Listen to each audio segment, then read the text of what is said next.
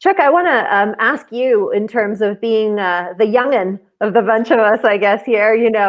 There's been a big role for youth and climate mobilization over the last couple of years. That said, even Greta has said that despite the marches with millions of people, nothing has changed in terms of CO2 emissions. What do you see as the next step for the climate movement and the climate mobilization led by youth? So I think it's really sort of interesting because Greta also sort of acknowledged this as well, is that the climate movement needs to become more inclusive. We need a climate movement that attracts everyone. And so I'm from Alberta. I'm super French, but I'm from Alberta. And, the climate movement isn't really as attractive to people in Alberta because it doesn't, how do I put it? It doesn't speak it doesn't share messaging in a way that reaches that audience. And in that same manner, the climate movement struggles in sort of sharing messages that reach a lot of minorities, a lot of BIPOC people, a lot of queer people. So you see sort of these climate change movements that are very sort of largely white in the most multicultural country in the world. And so as our population becomes increasingly diverse, and as Canada becomes increasingly diverse, if the only people who seem to care about the climate are middle-class white people, that speaks volumes. And then these middle-class white, mostly youth, frankly, are fighting with, the upper generations as well, because there's this whole sort of conservative ideal of, maybe this is not happening, or it's not really human-based, or, we can do this slowly, or we need to be more reasonable. So I think the most important thing right now, and this is me speaking from my personal vision, is to have a climate movement that becomes a lot more inclusive, a lot more accepting of people's different ways of being.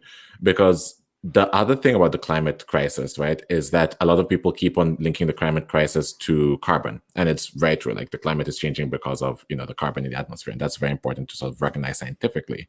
But that doesn't resonate with people's hearts. And so the reason we have so much carbon, in our society, is because of so many different primary issues and factors that we all sort of need to address, right? So we're looking at increasing urbanization across Canada and across the world, frankly. And so as people are settling more and more into cityscapes, there's this disconnect with the environment. And if you don't feel connected with the environment, if the environment isn't something that you feel like you're a part of, if you don't feel part of nature, when you make your decisions, nature's not going to factor into your decisions. You're not being willfully against the environment, but you're not taking into consideration when you shop, when you buy a house, when you make certain decisions, it's just not factoring in. You're like, oh, I need to go to the store, it's 15 minutes away, I'm just going to use my car, because you're not connecting with nature, even though you could walk those 15 minutes and use your car for your trip that's an hour away. And so you've kind of got that disconnect that's happening, and we are not acknowledging that enough because we're very focused on carbon. You've got the indigenous rights movements and the land back movements that are sort of happening, where indigenous people are, making a very heavy claim to say we should be the ones governing, our land that we've had since time immemorial. And you've got sort of resistance on that front. But given the fact that indigenous people have governed the land very well for so long, it's not nonsensical to consider things like land back. And so we've got all of these different movements that are sort of happening in silos rather than sort of trying to create those linkages. And when we make the environmental movement and the climate crisis movement more